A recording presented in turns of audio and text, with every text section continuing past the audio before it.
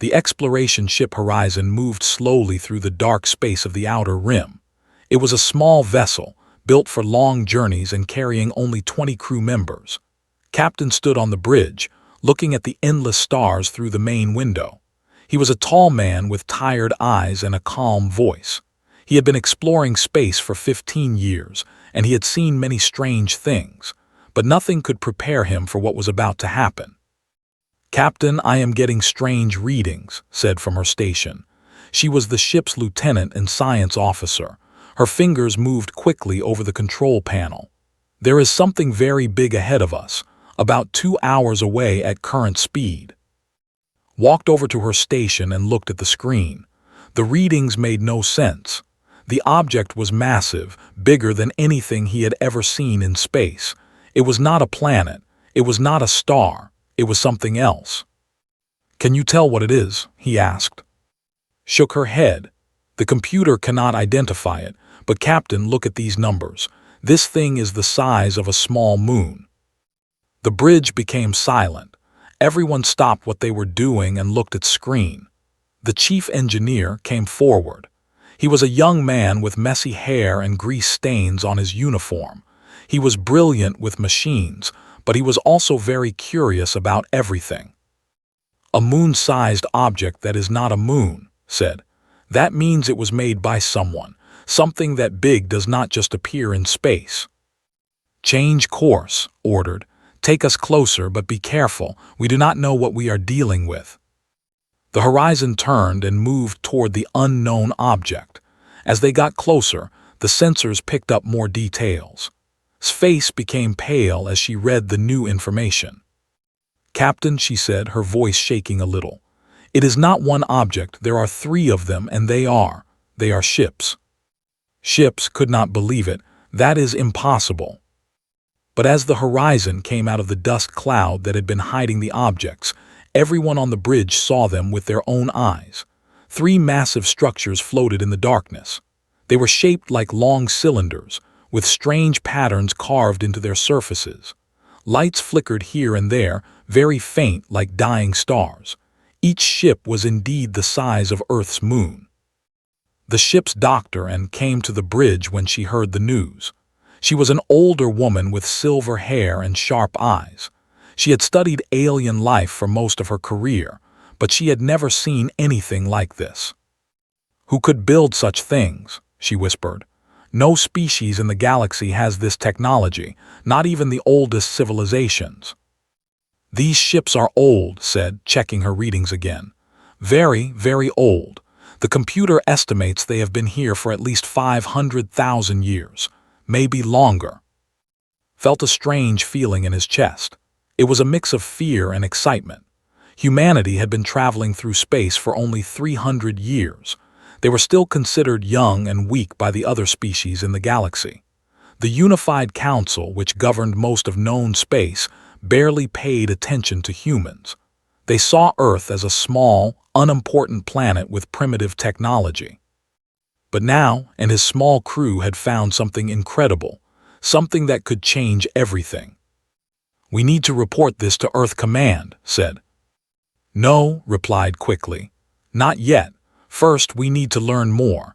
If we report this now, the Council will send their own ships. They will take everything for themselves. Humans will get nothing." Nodded in agreement. "The captain is right. We need to understand what we have found before we tell anyone."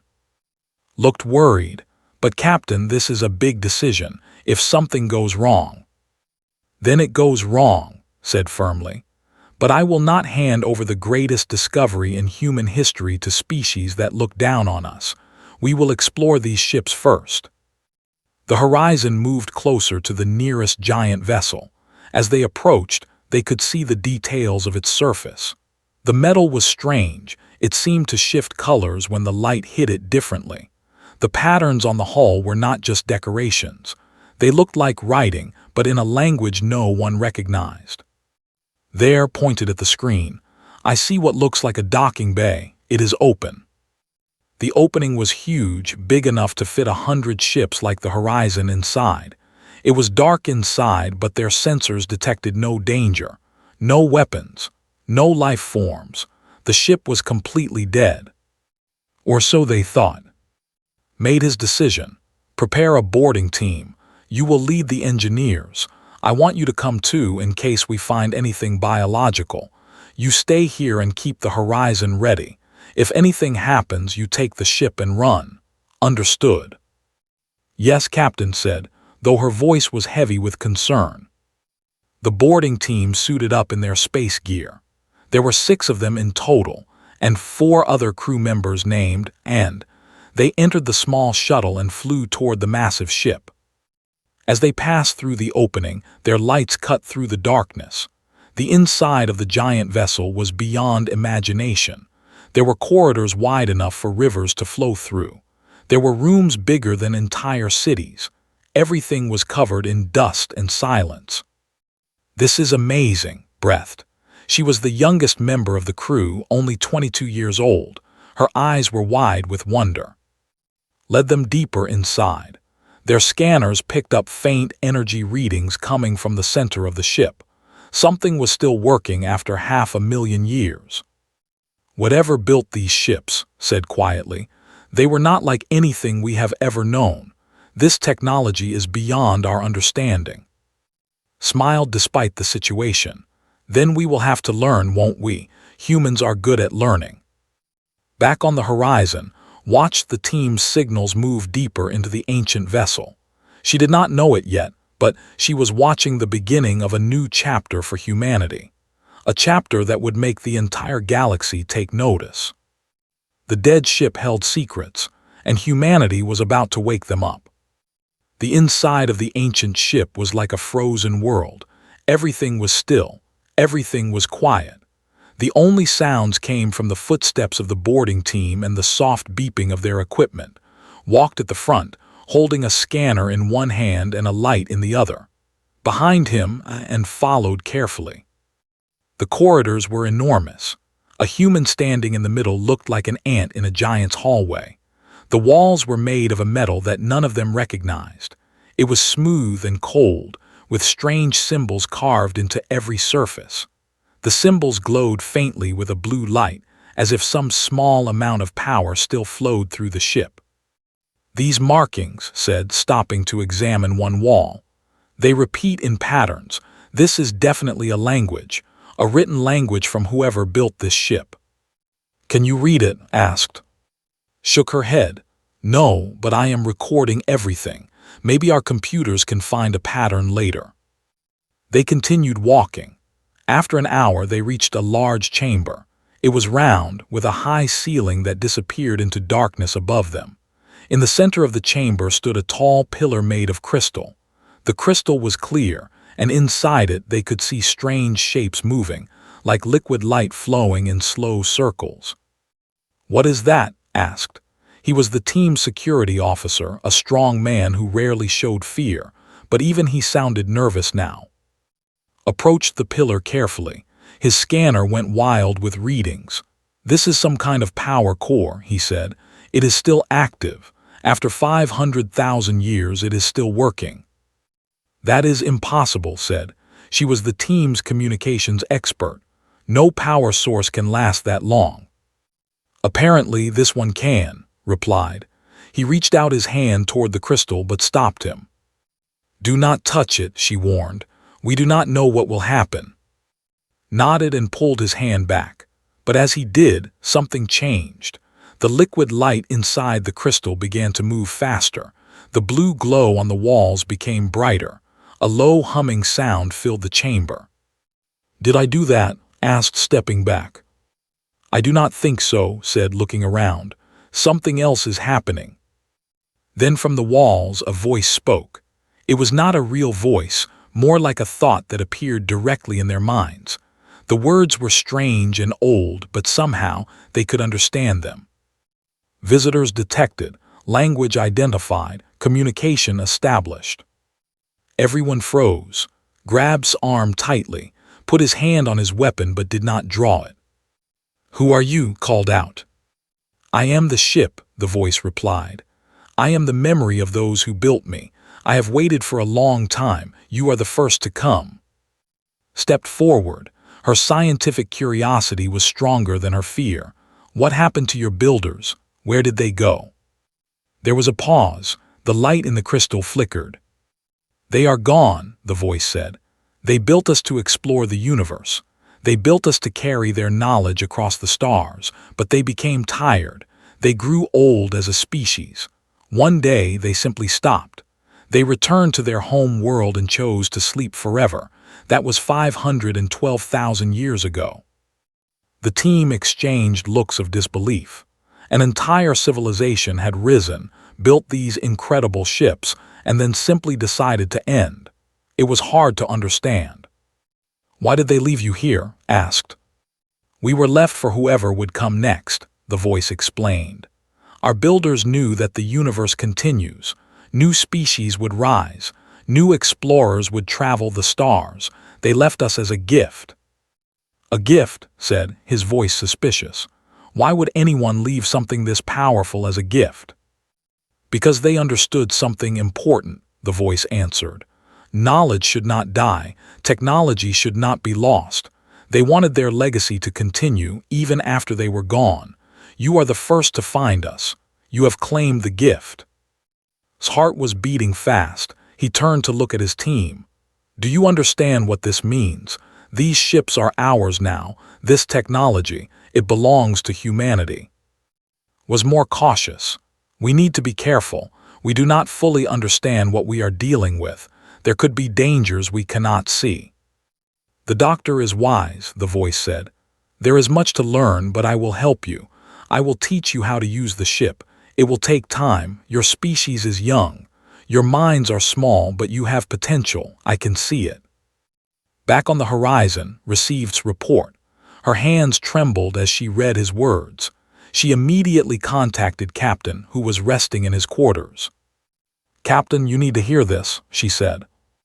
Listen to the report in silence. When finished explaining about the voice and the gift, the captain sat down heavily in his chair. This changes everything, he said quietly. What do we do now? Asked. Thought for a long moment. The weight of the decision pressed down on him. Humanity was not ready for this. They were still a young species, still learning their place in the galaxy, but the opportunity was too great to ignore. We keep this secret for now, he decided. We learn as much as we can. We bring experts from Earth, people we trust. We do not tell the Council, not until we are ready. That will be difficult, said. The Council has spies everywhere. They will find out eventually. Then we need to move fast, replied. Contact Earth Command through our private channel. Tell them what we found. Tell them to send our best scientists and engineers. Tell them to keep it quiet. Nodded and began sending the encrypted message. Inside the ancient ship, and his team continued to explore. The voice guided them through the massive corridors. It showed them the engine rooms, where devices the size of mountains slept in darkness. It showed them the living quarters, where thousands of the builders once lived and worked. It showed them the control center, where a single person could command the entire vessel. You built this to be controlled by one person, asked in amazement. One person with the right knowledge, the voice confirmed. The ship responds to thought. Once you learn to connect with it, you can control everything. Reached out and touched one of the control panels. It was warm under his fingers, and for a moment he felt something, a presence, vast and patient, waiting for him. I can feel it, he whispered. I can feel the ship. Watched him carefully. Are you all right? Nodded slowly. I am fine, it is just, there is so much knowledge, so much power, it is overwhelming. The voice spoke again. You will learn, take your time, there is no rush. I have waited for 500,000 years, I can wait a little longer. The team spent 3 more hours inside the ship before returning to the horizon. They brought back samples of the metal, recordings of the symbols, and endless data from their scanners. But most importantly, they brought back hope. For the first time in 300 years of space travel, humanity had found something that could make them equal to the old species of the galaxy, maybe even greater. As the horizon settled into orbit around the ancient ships, Captain stood on the bridge and looked at the massive vessels floating in the darkness. They were silent and patient, like sleeping giants waiting to be awakened. And humanity was the one who would wake them. For 3 months, the humans kept their secret. Scientists and engineers arrived from Earth in unmarked ships. They worked day and night inside the ancient vessels, learning, studying, and recording everything they could. The horizon became a floating command center, coordinating the efforts of nearly 200 people. But secrets do not last forever, especially not in a galaxy full of watching eyes. A trading ship from the species passed through the outer rim on a routine journey. There were tall, blue-skinned beings with 4 arms and excellent eyes. Their captain, a trader named, noticed something strange on his sensors. Human ships were gathered in an area where no humans should be, and they were circling something very, very large. Was a smart trader.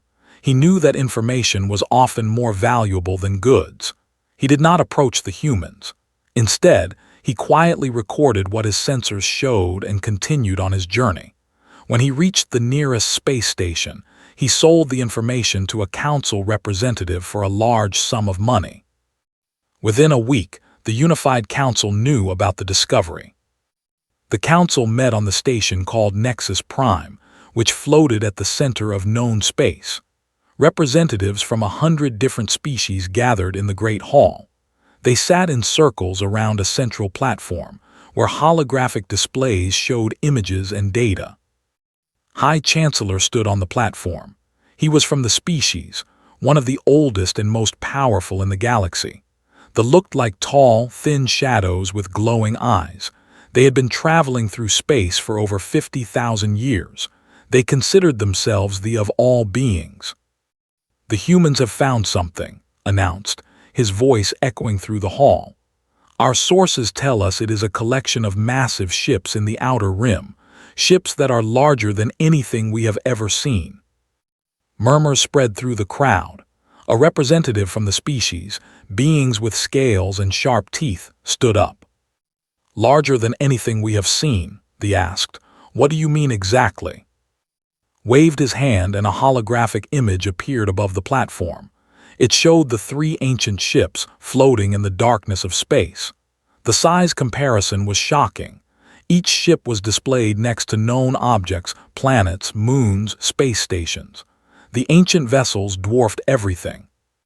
"These ships are the size of small moons," explained. "They are not natural objects. They were built by someone with technology far beyond our own." The hall erupted in noise. Species shouted questions and accusations. Some demanded action. Others demanded caution. The chaos continued until raised his hand for silence. "The humans found these ships 3 months ago," he continued. "They have been studying them in secret. They did not inform the council. They did not share their discovery. This is a violation of the Galactic Sharing Agreement." A human representative was present in the hall.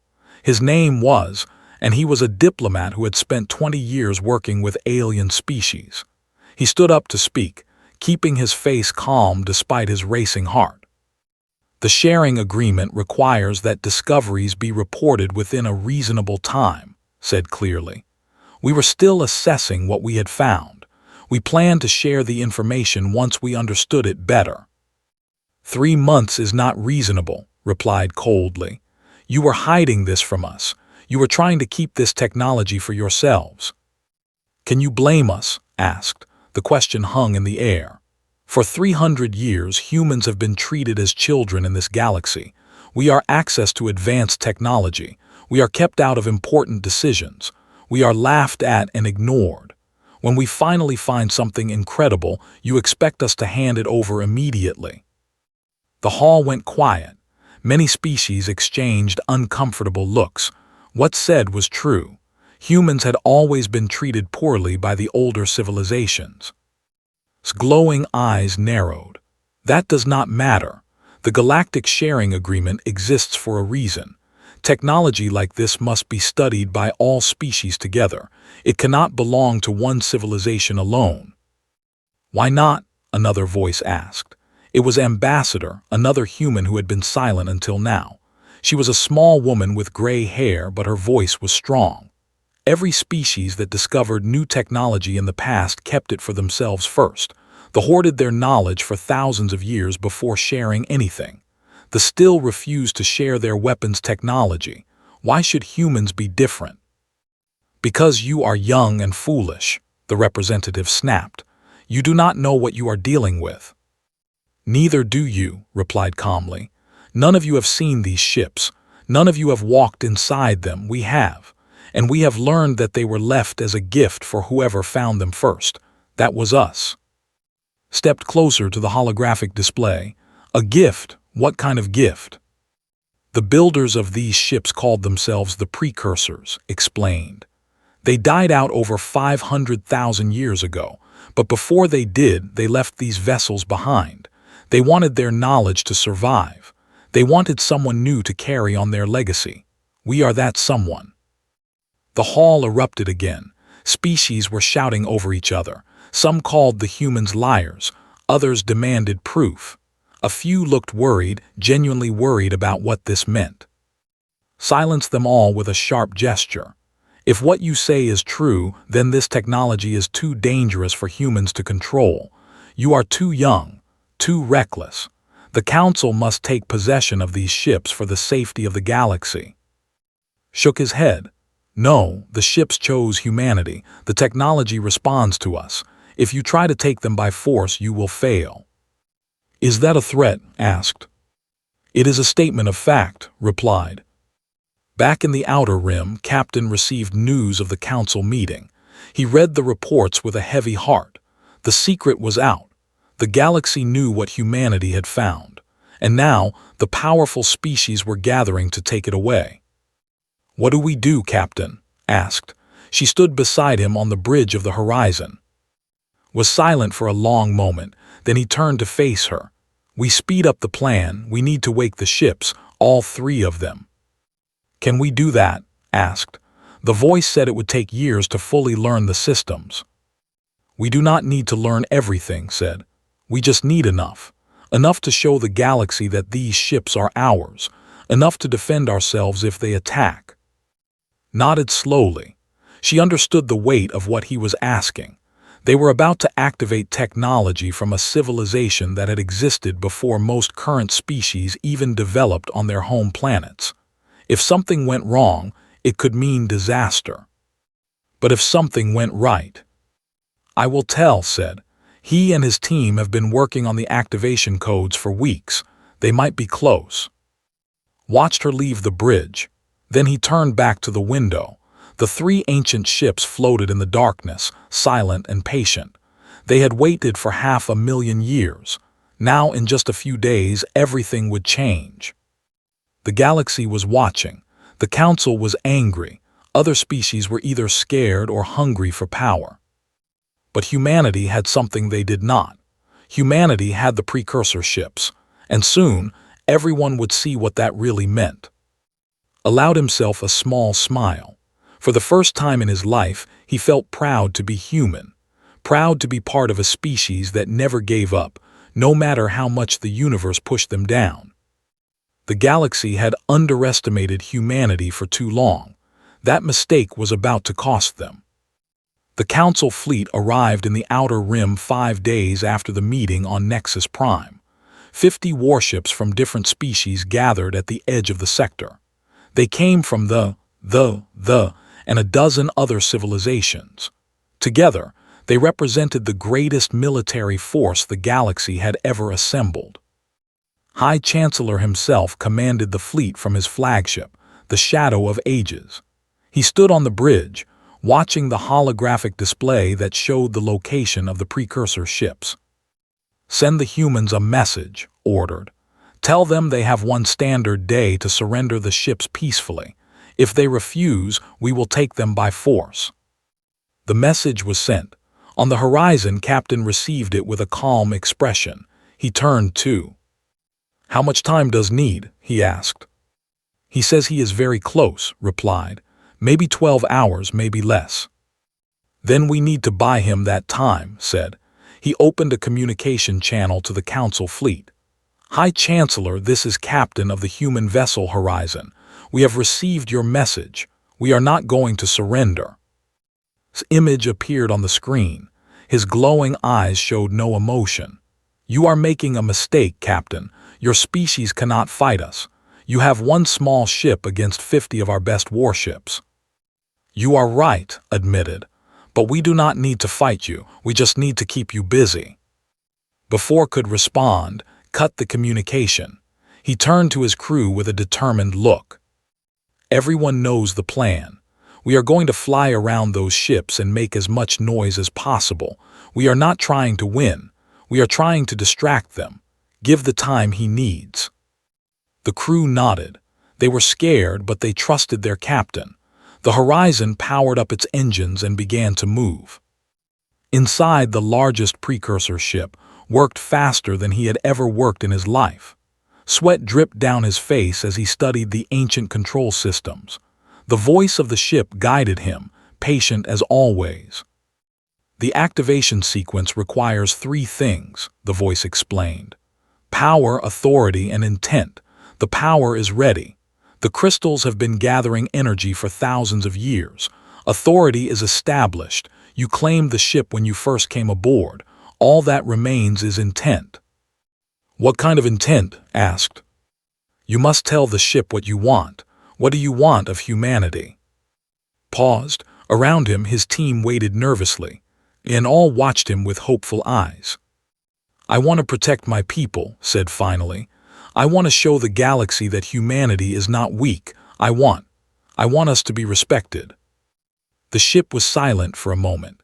Then the lights began to grow brighter. The humming sound that had been soft before became louder. The walls started to vibrate. Intent accepted, the voice said. Beginning activation sequence. Outside, the Council fleet watched in confusion as something changed.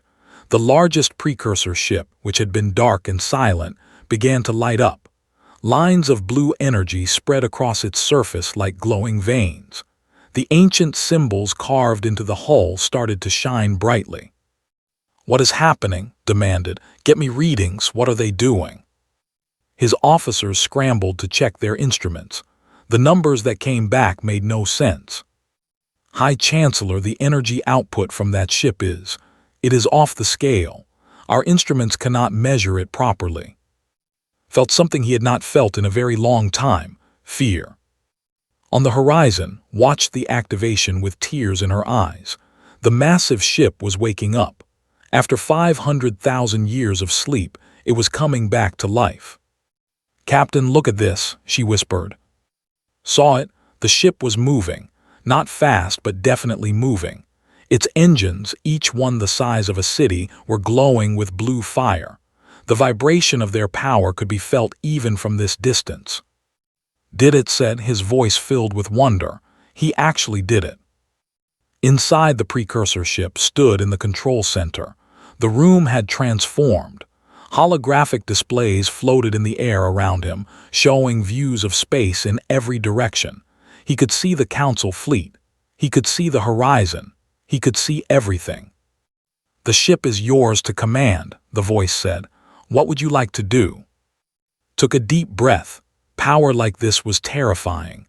One wrong decision could destroy everything. But he thought about his crew. He thought about Captain. He thought about all the humans who had been looked down upon for centuries. Move us between the horizon and the Council fleet, he ordered. Show them that we are not afraid. The ship responded instantly. It glided through space with impossible grace for something so large. In just a few minutes, it positioned itself between the small human vessel and the armada of warships. The precursor ship was so massive that it blocked out the stars behind it. On the Council flagship, stared at the image in disbelief. The precursor ship was now fully active. Its weapons systems, if it even had weapons, could probably destroy his entire fleet with ease. High Chancellor, what do we do? One of his officers asked. Was silent. For the first time in his long life, he had no answer. A new communication came through. It was not from the horizon. It was from the precursor ship itself. "Council Fleet's voice spoke calmly through the transmission. "This ship belongs to humanity now. We did not steal it. We did not take it by force. We found it and it chose us. If you attack, we will defend ourselves. But we do not want a fight. We want peace. We want respect. We want to be treated as equals in this galaxy." Found his voice. "You are making a dangerous claim, human. One ship, no matter how large, cannot stand against the entire council." "Perhaps not," admitted. "But there are 3 of these ships, and we will wake them all if we must. Is the council really willing to risk war against technology that makes your weapons look like toys?" The question hung in the air. Everyone in the fleet knew the answer. They had seen the readings. They knew that even one precursor ship was beyond anything they could fight. His hands clenched into fists. He had lived for thousands of years. He had seen species rise and fall. He had always believed that they were the most advanced beings in the galaxy. But now, a species that had only been traveling through space for 300 years had found something that made all of that meaningless. "Stand down," finally ordered his fleet. "All ships hold position. We will negotiate." On the horizon, Captain let out a breath he did not know he had been holding, hugged the nearest crew member in joy. They had done it. They had actually done it. Inside the precursor ship, slumped into a chair. His whole body was shaking. The power around him hummed gently, as if the ship was pleased with what he had done. "You did well," the voice said. "The first step is always the hardest." "What happens now?" asked tiredly. "Now," the voice replied, "humanity begins its true journey. The galaxy will never be the same." 6 months passed since the confrontation in the outer rim. The galaxy had changed more in those 6 months than it had in the previous 1,000 years. All 3 precursor ships were now fully active. They orbited Earth like massive guardians, visible from the planet's surface even during daylight. People on Earth looked up at the sky and saw their moon-sized protectors floating among the stars. Children pointed at them and dreamed of the future. Adults stared in amazement, still unable to fully believe what had happened. Captain stood on the bridge of the first precursor ship, which humanity had named Dawn. The name was chosen because it represented a new beginning.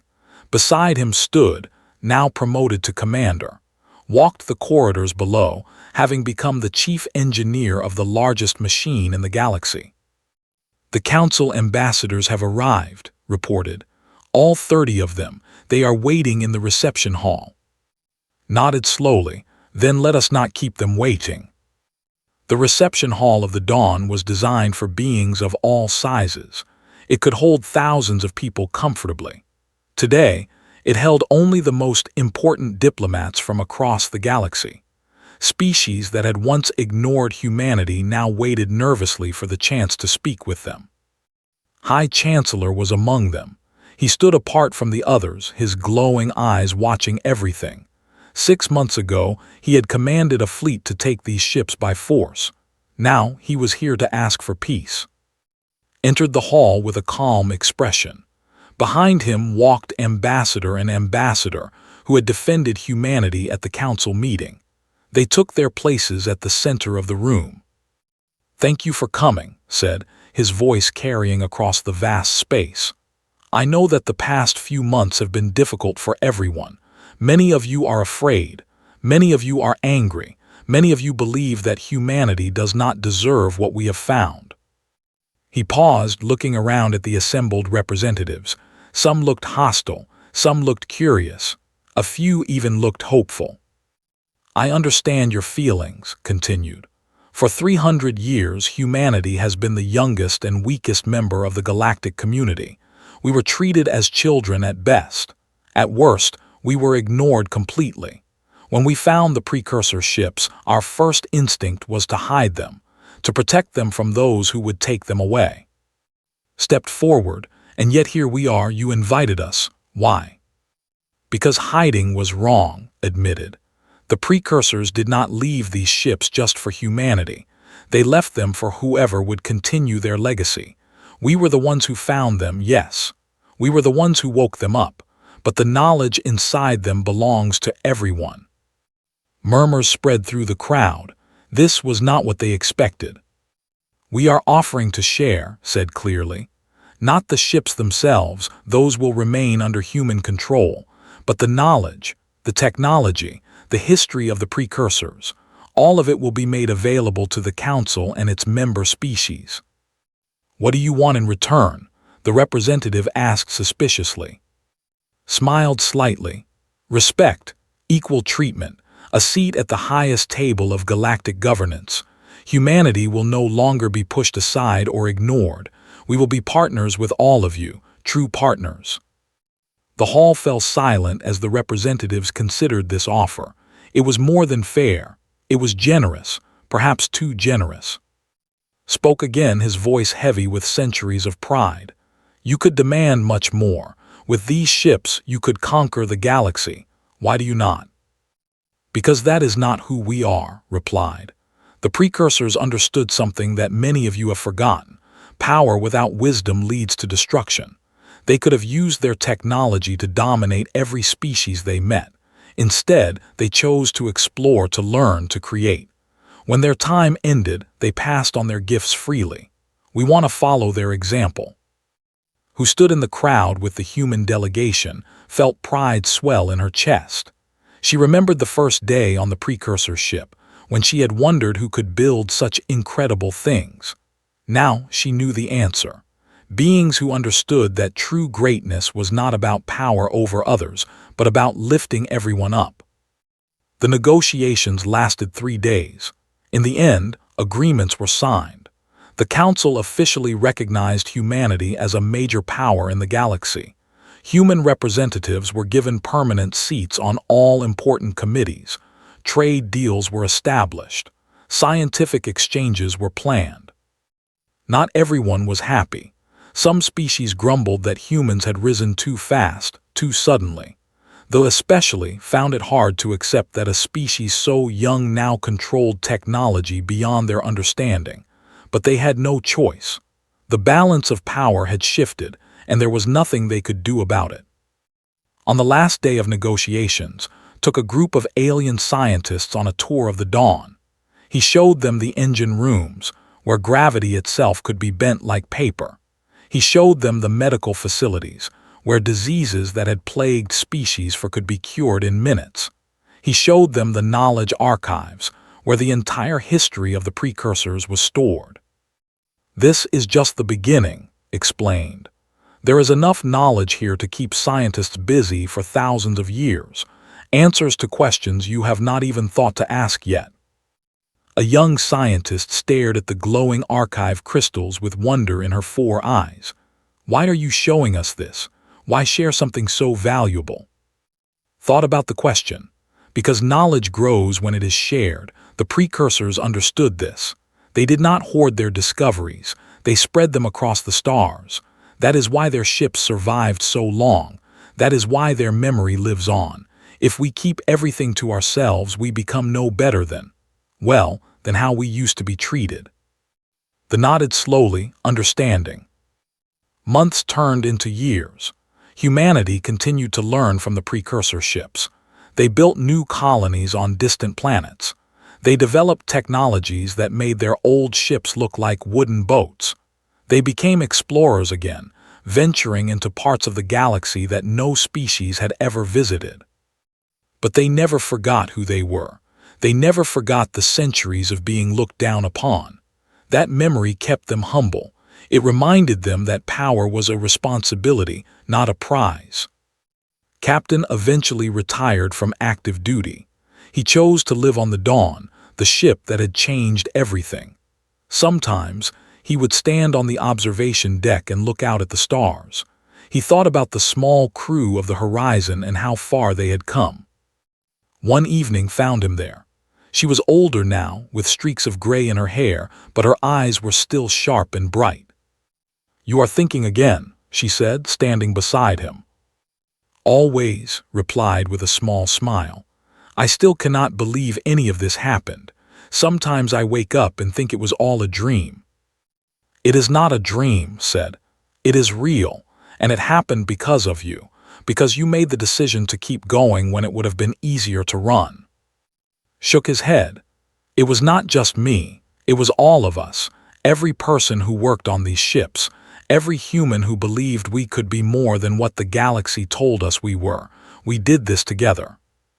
The voice of the ship spoke softly, as it sometimes did when it wanted to join a conversation.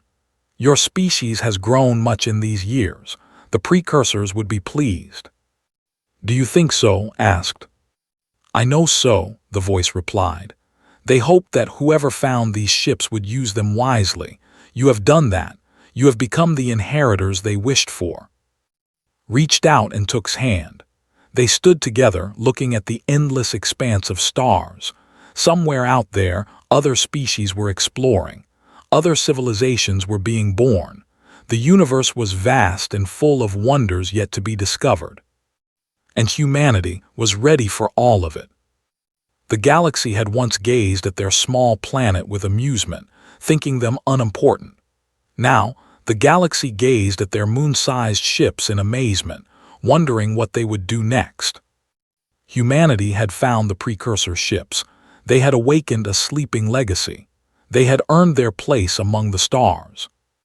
And this was only the beginning.